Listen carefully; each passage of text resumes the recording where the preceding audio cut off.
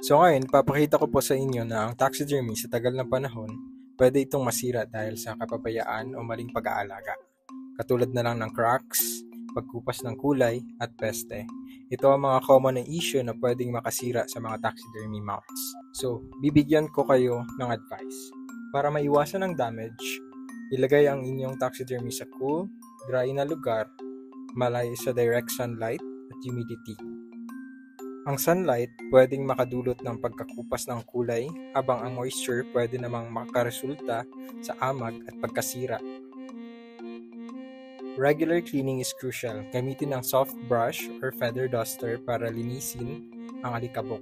Panatiliing malinis ang fur or feather nang hindi ito nasisira.